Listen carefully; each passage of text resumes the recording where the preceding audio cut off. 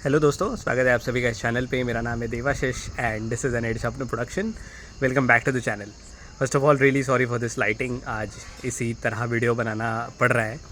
आज मैं बात करने वाला हूँ इंटरडिसिप्लिनरी ब्रांचेस में जो पढ़ाई होती है वो वर्सेस जो कोर ब्रांचेस में पढ़ाई होती है वो कौन सी ज़्यादा डिफ़िकल्ट है, कौन सी आपको ईजी जाएगी और कौन सा बेसिक डिफरेंस होता है दोनों ब्रांचेस के एग्ज़ाम्स में, या फिर आप ऐसे समझ सकते हो कि पढ़ाई में किस तरह का आपका अप्रोच होना चाहिए।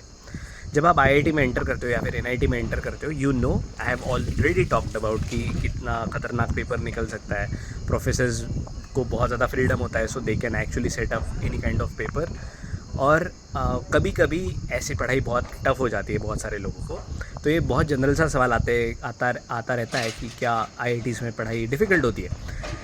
तो हाँ, आईआईटीज़ में पढ़ाई डिफ़िकल्ट होती है और इसकी भी मैं बात कर चुका हूँ ऑलरेडी। इसके बारे में जो भी वीडियो मैं डिस्क्रिप्शन में लिंक कर दूंगा। लेकिन आज जो समझने वाली चीज़ है कि एक अगर आप इंटरडिसिप्लिनरी ब्रांच चूज़ करते हो तो आपको किस तरह की पढ़ाई को फेस करना पड़ सकता है, और अगर आप कोर ब्रांच में जाते हो तो क्या स्टेट होगी। सबसे बेसिक डिफरेंस जो होता है इंटरडिसिप्लिनरी ब्रांच और कोर ब्रांच में, वो स्प्रेड और डेप्थ का होता है। ठीक है, स्प्रेड का मतलब है आप ज़्यादा चीज़ें पढ़ते हो इन क्वांटिटी। जिस तरह से अगर मैं इसको बोलूँ कि ज़्यादा टॉपिक्स आप पढ़ोगे बहुत सारे सब्जेक्ट्स को मिला के, बहुत डाइवर्सिफाइड सब्जेक्ट्स आपको मिलेंगे इंटरडिसिप्लिनरी ब्रांच में। क्योंकि इंटरडिसिप्लिनरी ब्रांच में बहुत अलग अलग ब्रांचेस से लोग आते हैं, और बिकॉज ये जो प्लेइंग फील्ड है, जो एग्ज़ाम का प्लेइंग फील्ड है, वो लेवलाइज होने के लिए कोई भी प्रोफेसर ऐसा नहीं करता कि किसी पर्टिकुलर नीश में, किसी पर्टिकुलर एक्सपर्ट सब्जेक्ट में उसने बहुत ज़्यादा टफ पेपर निकाले। वो बेसिक कॉन्सेप्ट्स ही पूछेंगे हर जगह, थोड़ा सा डेप्थ में जाते हैं, लेकिन they clearly do not go in to a lot of depth when it comes to interdisciplinary branch. लेकिन आपको क्वांटिटी में बहुत ज़्यादा चीज़ों को टच करना पड़ेगा।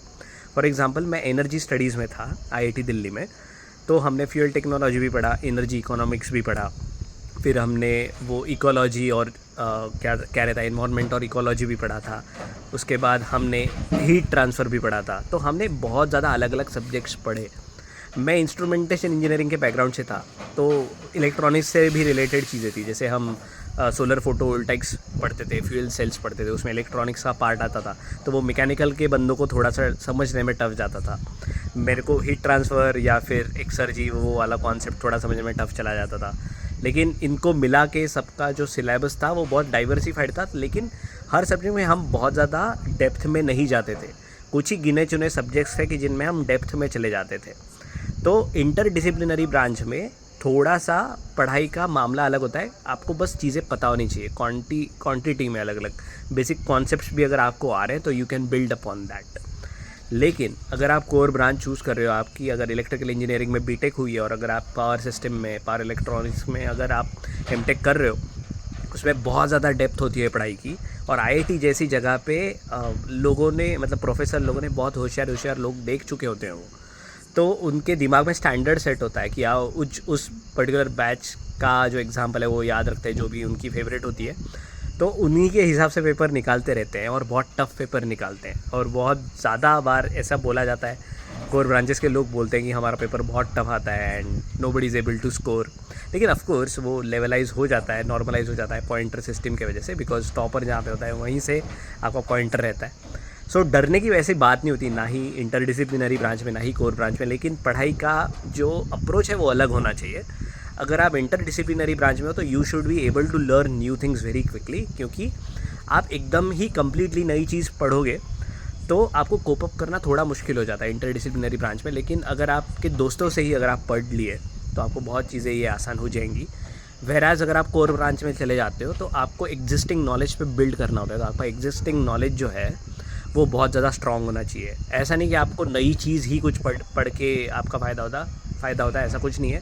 लेकिन एग्जिस्टिंग चीज़ पे आपको बिल्ड करना होता है, इसलिए आपके फंडामेंटल्स आपके एग्जिस्टिंग सब्जेक्ट में बहुत ज़्यादा स्ट्रॉन्ग चाहिए। तो जब आप चॉइस करोगे इंटरडिसिप्लिनरी ब्रांच का या फिर कोर ब्रांच का, आईआईटीज़ में और एनआईटीज़ में अभी थोड़े ही दिन में एडमिशन होना शुरू हो जाएगा, तो ये चीज़ें ध्यान रखना कि किस तरह आपको पढ़ाई को अप्रोच करना है। और आई होप ये वीडियो अगर आपको पसंद आ रहा होगा तो ज़रूर लाइक कर दीजिए, कंटेंट अच्छा लग रहा है तो सब्सक्राइब कर दीजिए। मैंने ज्वाइन बटन भी ऑन कर दिया है चैनल पे। If you want to be a member of this channel, explore that join button, और आपको मैं मेरी सर्विसेज प्रायोरिटी पे प्रोवाइड करूँगा। Anyway that's it for this video. मिलेंगे जल्दी ही एक नए वीडियो के साथ, तब तक के लिए ज्ञान पीते रहिए। टाटा।